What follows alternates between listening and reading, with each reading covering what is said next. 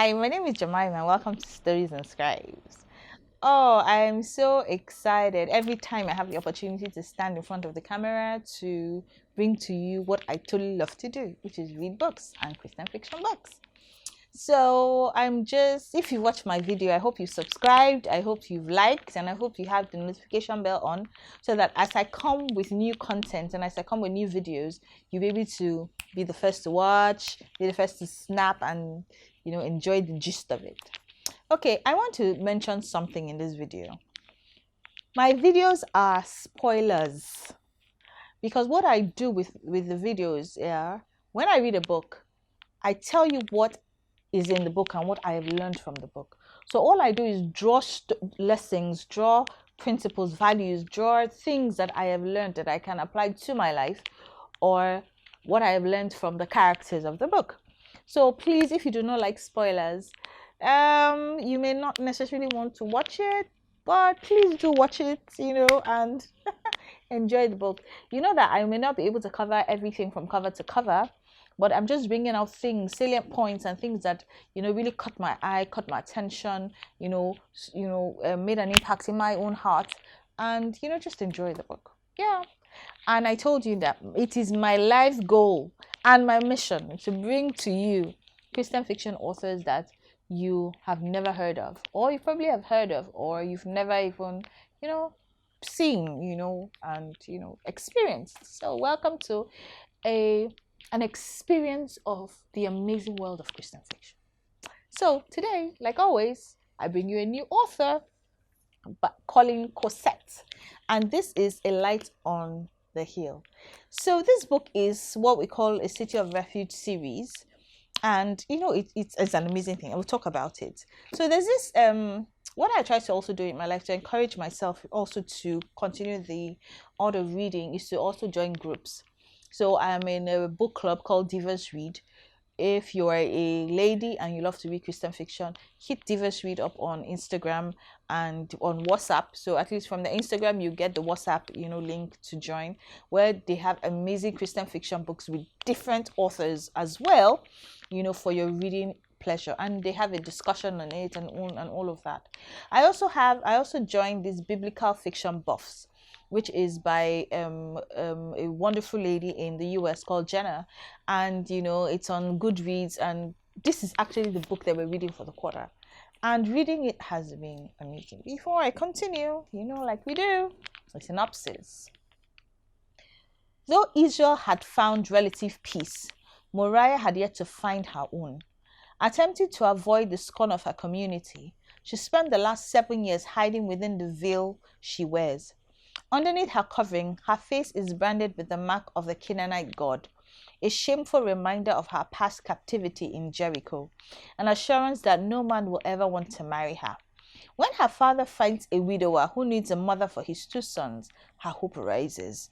But when their introduction goes horribly wrong, Moriyah is forced to flee for her life, seeking safety at one of the newly established Levitical cities of refuge. She is widely unprepared for the danger she will face and the enemies and unexpected allies she will encounter on her way. Okay, let me begin to say this to you. So, one of the things that God told the children of Israel to establish when they had found peace is cities of refuge. So you know that the Levitical priests did not have cities as it were, but every city, every tribe was supposed to give them out of their cities, out of their cities, a place where the Levites will be able to raise and stay. And one of the things God had done was to say that they must have what we call city of refuges. And city of refuge are places established throughout Israel, the eastern and the western side of Israel, where if there was a manslaughter, a case of murder, and let's say an unintentional case of murder, the person that killed can run to the city of refuge to be safe and get a fair trial. So according to law, in the Jewish laws and customs, the Redeemer Kingsman, we've heard Kingsman in different capacities, but also the Redeemer Kingsman can avenge the blood of the person has been killed. So if you kill someone, the Redeemer Kingsman, that's either the next in line or the Kingsman next in line, can kill you, and it is permitted by law. But if it's an accidental killing, the person must quickly run to the city of refuge to be able to find help. And if you're able to run to the city of refuge, the priest will meet you at the gate, talk to you, and find that if you are guilty by the certain standards that they have prescribed, then you'll be sent back. You'll be given to the Redeemer Kingsman to kill you. But if you are not guilty, if there was an unintentional incident, then you will go to the city of refuge until you are tried by the people, and then you'll be set free. And the way it was is that after you are you've been what do you call the word? You've been set free.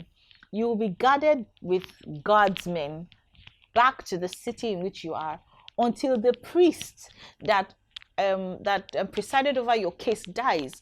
And when the priest died, it was considered that that was the highest atonement for your case, and then you were going to be set free. Isn't that amazing? That it shows the justice and the mercy of God, the two of them combined. And see, Jesus is our city of refuge. Jesus is the one that we run to and we are safe. Is it not? I dwell in the secret place of the Most High and abide under the shadow of the Almighty.